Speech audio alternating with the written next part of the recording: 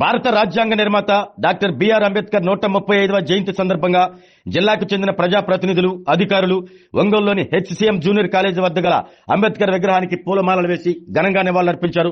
ఒంగోలు శాసనసభ్యులు దామచర్ల జనార్దన్ రావు, సంతనూతలపాడు శాసనసభ్యులు BN Vijay Kumar, PDCC bank chairman doctor Kamepalli Seetharamaiah, జిల్లా కలెక్టర్ రాజాబాబు, జిల్లా ఎస్పీ హర్షవర్ధన్ రాజు, వడా చైర్మన్ షేక్ రియాజ్, జిల్లా గ్రంథాలయ సంస్థ చైర్మన్ ముప్పవరపు సుచిత్ర వీరయ్య చౌదరి, బీజేపీ జిల్లా అధ్యక్షులు సెగ్గం శ్రీనివాసరావు, దళిత సంఘాల నాయకులు అంబేద్కర్ విగ్రహానికి పూలమాలలు వేసి నివాళులర్పించారు.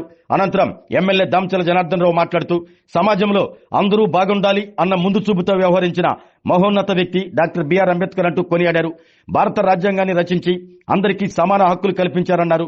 దేశంలో అందరికంటే ఎక్కువ విగ్రహాలు అంబేద్కర్కే ఉన్నాయని, దీనిని బట్టి ప్రజల్లో ఆయనకున్న అభిమానం ఎలాంటిదో తెలుస్తుందన్నారు. రాష్ట్రంలోని కూటమి ప్రభుత్వం అంబేద్కర్ విధి విధానాలను కొనసాగిస్తూ అందరికీ అభివృద్ధి ఫలాలు అందిస్తున్న విషయాన్ని ఎమ్మెల్యే దామచర్ల గుర్తు చేశారు. సంతనూతలపాడు శాసనసభ్యులు బిఎన్ విజయ్ కుమార్ మాట్లాడుతూ డాక్టర్ బిఆర్ అంబేద్కర్ ఒక గొప్ప మానవతావాది అని కొనియాడారు. దేశంలోని బడుగు బలహీన వర్గాల్లో పెను మార్పులు తీసుకువచ్చారంటూ గుర్తు చేశారు. అంబేద్కర్ గొప్ప మేధావి అని, బడుగు బలహీన వర్గాల కోసం జీవితాంతం పోరాడారని తెలిపారు. ఎవరైనా గొప్ప వ్యక్తులు మరణిస్తే 5 ఏళ్లు 10 ఏళ్లు గుర్తుపెట్టుకుంటామని, అంబేద్కర్ గ్రాఫ్ మాత్రం ప్రతి ఏటా పెరుగుతున్న విషయాన్ని ఎమ్మెల్యే బిఎన్ విజయ్ కుమార్ ప్రస్తావించారు. జిల్లా కలెక్టర్ రాజాబాబు మాట్లాడుతూ రాష్ట్ర ప్రభుత్వం అంబేద్కర్ ఆశయాలను ముందుకు తీసుకువెళ్తున్నట్లు తెలిపారు. ప్రభుత్వం ప్రతిష్టాత్మకంగా అమలు చేస్తున్న సూపర్ 6 పథకాల్లో అధిక భాగం అణగారిన వర్గాలకు అందుతున్న విషయాన్ని గుర్తు చేశారు. P4 ద్వారా వెనకబడిన వారిని అన్ని విధాలుగా అభివృద్ధి చేసేందుకు కృషి చేస్తున్నట్లు తెలిపారు. ప్రతి ఒక్కరూ అంబేద్కర్ మార్గంలో నడవాలంటూ కోరారు. వడా చైర్మన్ షేక్ రియాజ్ మాట్లాడుతూ బడుగు బలహీన వర్గాల ఆశాజ్యోతి అంబేద్కర్ అంటూ కొనియాడారు. ఆయన ఆశయాలను కూటమి ప్రభుత్వం కొనసాగుతుందన్నారు. బీజేపీ జిల్లా అధ్యక్షుడు సెగ్గం శ్రీనివాసరావు మాట్లాడుతూ అంబేద్కర్ ఆశయ సాధనకు కేంద్ర ప్రభుత్వం కృషి చేస్తుందన్నారు. ఆయన జన్మించిన ప్రాంతాన్ని పంచతీర్థాలుగా అభివృద్ధి చేసిన విషయాన్ని ప్రస్తావించారు.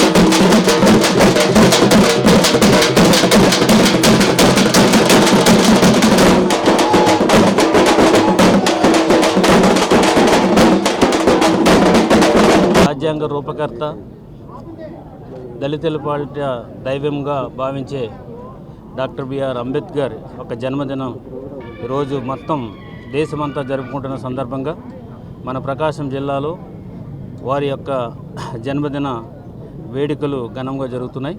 అందులో భాగంగా ఈరోజు కలెక్టర్గా నేను, మా ఎస్పీ గారు హర్షవర్ధన్ రాజు అండ్ ఎమ్మెల్యే గారు జనార్దన్ రావు గారు అండ్ సంతనూతలపాడు ఎమ్మెల్యే గారు విజయ్ కుమార్ గారు, అదేవిధంగా మన రియాజ్ గారు, ఇంకా అదర్ పొలిటికల్ పార్టీ మెంబర్సు, దాంతోపాటు ఈ దళిత మూమెంట్లో పనిచేసినటువంటి నాయకులు అందరూ కూడా ఆయనకి ఘనంగా నివాళులు అర్పించి అంబేద్కర్ యొక్క ఆశయాలను ఏవైతే ఉన్నాయో అవన్నీ కూడా ముందుకు తీసుకెళ్లాలనే ఉద్దేశంతో రాష్ట్ర ప్రభుత్వం అనేక సంక్షేమ కార్యక్రమాలు ఈ ఎస్సీస్కి ఎస్టీస్కి అందరికీ కూడా బీసీస్కి అందరికీ కూడా ఇంప్లిమెంట్ చేయడం జరుగుతుంది.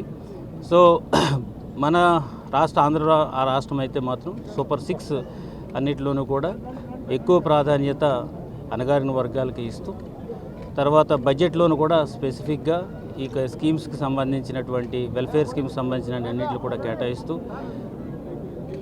ఎవరైతే వెనుకబడి ఉన్నారో వాళ్ళందరినీ కూడా ముందుకు తీసుకెళ్లాలనే ఉద్దేశంతో అదేవిధంగా P4 అనే కార్యక్రమాన్ని పెట్టి 10% ఉన్నటువంటి ధనికులు ఎవరైతే ఉన్నారో సమాజంలో, ఈ సమాజం వల్లే వాళ్ళందరూ కూడా ముందుకు వచ్చారు కాబట్టి వాళ్ళను కూడా ముందుకి ఎవరైతే వెనకబడినటువంటి 20% ఉన్నటువంటి ప్రజలను కూడా ముందుకు తీసుకెళ్లాలనేది ఒక స్కీమ్స్ కూడా పెట్టి, ఈ రకంగా అనేకమైనటువంటి స్కీమ్స్ పెట్టి ప్రభుత్వం అధికారుల చేత కూడా ఫీల్డ్ ఇంప్లిమెంట్ చేయడం జరుగుతుంది. అందులో భాగంగానే ఈరోజు మనము ఈ అంబేద్కర్ యొక్క జన్మదినం జరుపుకుంటున్నప్పుడు కూడా మనం ఇప్పుడు కూడా ఆలోచించవలసింది ఏంటంటే, ఈజ్ అన్ ఇంక్లూజివ్ పర్సన్. అందరూ కూడా కలిసి ఉండాలి, ప్రోగ్రెసివ్గా ఎదగాలని ఒక పెద్ద నినాదంతో ఆయన రాజ్యాంగం రాయడంతో హక్కులు ఇవ్వడంతోనే పాటు సూచనలు కూడా చేశారు. ఆ సూచనలు కూడా మనం ఆయన జన్మదిన టైంలో అందరూ ప్రతి ఒక్కరు కూడా గుర్తుపెట్టుకుని సమాజం కోసమే ఏదైతే ఆయన ఆశించాడో అందరూ కూడా ఆ మార్గంలో నడవాలని కోరుకుంటున్నాను.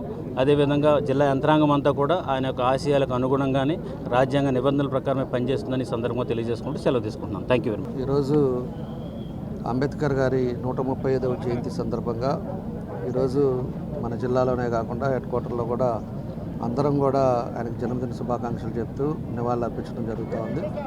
ఈ కార్యక్రమానికి మన కలెక్టర్ గారు, ఎస్పీ గారు, అదేవిధంగా మన విజయ్ గారు, రియాజ్ గారు, అదేవిధంగా మన డాక్టర్ సీతారామయ్య గారు, ఎంతోమంది ప్రముఖులు అందరూ కూడా ఈరోజు అంబేద్కర్ గారి జయంతి సందర్భంగా నివాళులు అర్పించడం జరుగుతూ ఉంది. ఒకసారి మనం గుర్తించుకోవాల్సింది, అంబేద్కర్ గారు ఒక సామాజిక వర్గానికి వ్యక్తి కాదు, అందరూ బాగుండాలి అనే సంకల్పంతో 78 సంవత్సరాలు అయినా కూడా ఇప్పటికీ ఆయన రాసిన రాజ్యాంగాన్ని ఈరోజు అమలుపరుస్తున్నారు అంటే ఆయన ముందు చూపుతోటి ప్రజలందరూ బాగుండాలి. ప్రజలు అనేక కులాలు అనేక విధాలుగా ఉన్నా కూడా అందరూ బాగుండేటట్టుగా ఆ రోజుల్లోనే ఆయన రాజ్యాంగాన్ని సృష్టించిన మహో వ్యక్తి అంబేద్కర్ గారు అని కూడా ఈ సందర్భంగా తెలియజేస్తున్నాం. కాబట్టే మన దేశంలో ఎవరి విగ్రహాల కంటే అందరికంటే ఎక్కువ ఉండే విగ్రహాలు ఉండేది అంబేద్కర్ గారిది. ఆ విధంగా ప్రజల్లో ఒక గౌరవాన్ని, నమ్మకాన్ని చేయటం జరిగిందని చెప్పి కూడా ఈ సందర్భంగా మేము అందరం కూడా తెలియజేస్తూ ఉన్నాం. కాబట్టి మా ప్రభుత్వం కూడా అంబేద్కర్ గారి విధి విధానాలని ఈ రోజుకి కొనసాగిస్తాం. అదేవిధంగా పేదలు ఎవరైతే బడుగు బలహీన వర్గాలు ఉన్నారో వాళ్ళందరూ కూడా అన్ని విధాలు కూడా ముందుకు తీసుకురావాలనేదే ఈరోజు ఈ ప్రభుత్వ ఉద్దేశం అని చెప్పి కూడా ఈ సందర్భంగా మేము తెలియజేస్తూ ఉన్నాం. కాబట్టి అంబేద్కర్ గారు ఏదైతే రాజ్యాంగంతో పాటు ఆయన చేసిన విధానాలను కూడా మనం అందరం కూడా గుర్తించుకోవాలి, ఆయన అనుచరులతో మనం పాటించాలని చెప్పి కూడా ఈ సందర్భంగా మేము అందరం కూడా కోరుకుంటూ భవిష్యత్తులో కూడా తప్పకుండా కూడా ఆయన సూచనలు విధానాలని మా ప్రభుత్వం పాటిస్తుందని చెప్పి కూడా మేము అందరం పాటిస్తామని చెప్పి కూడా తెలియజేస్తున్నాం. డాక్టర్ బిఆర్ అంబేద్కర్ 130వ జన్మదిన సందర్భంగా ప్రతి ఒక్కరికి నా ధన్యవాదాలు. ఈ కార్యక్రమానికి విచ్చేసిన జిల్లా కలెక్టర్ గారు, ఎస్పీ గారు, అదేవిధంగా ఒంగోలు ఎమ్మెల్యే దామచల జనార్దన్ గారు, రియాజ్ గారు, దాని తర్వాత ఇక్కడ విచ్చేసిన ఇతర సంఘ నాయకులు, ప్రజలందరికీ నా హృదయపూర్వక నమస్కారాలు. ఈరోజు డాక్టర్ బిఆర్ అంబేద్కర్ గారు అంటే ఆయన ఒక గొప్ప మానవ రత్న అక్కడ రాసింది, అది కరెక్టు. ఒకటి మనం చెప్పాల్సింది ఏంటిదంటే, ఆయన మన భారతదేశంలో ఎంతోమంది జీవితాలని పెను మార్పులు చేసిన వ్యక్తి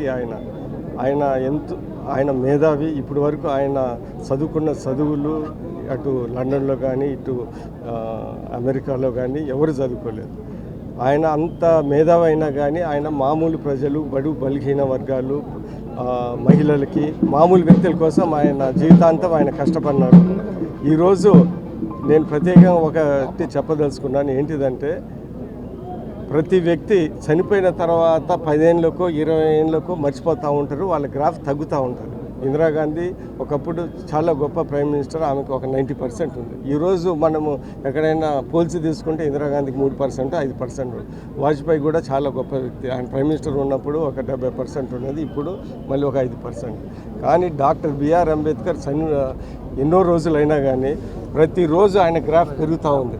నిన్నటికన్నా ఈరోజు ఆయన గ్రాఫ్, అంటే ఆయన చేసిన పనులు ప్రతి ఒక్కరికి ఈరోజు కనెక్టివిటీ, ప్రతి వాళ్ళు అతన్ని గొప్ప వ్యక్తిని ఈరోజు రోజుకి గ్రాఫ్ పెరిగే, ప్రపంచంలో ఏదన్నా నాయకుడు ఉన్నాడంటే అది doctor BR. Even Karl Marx graph కూడా దొరుకుతూ ఉంది అని నేను ప్రత్యేకంగా చెప్పగలుగుతున్నా.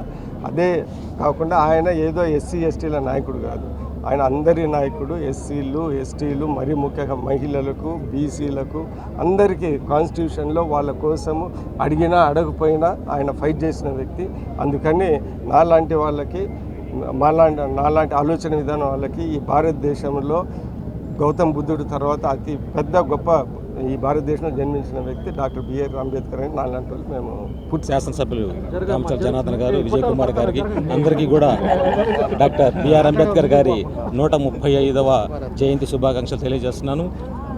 బిఆర్ అంబేద్కర్ గారు భారతదేశంలో ఉన్న ప్రజలందరూ కూడా ఈక్వాలిటీగా అందరూ సమానత్వంగా ఉండాలని చెప్పేసి పోరాటం చేసిన వ్యక్తి. అణగారిన వర్గాలు ఎవరైతే ఉన్నారో వాళ్ళందరికీ కూడాను సమభావంతో చూడాలని చెప్పేసి పోరాటం వ్యక్తి, చాలా గొప్ప వ్యక్తి.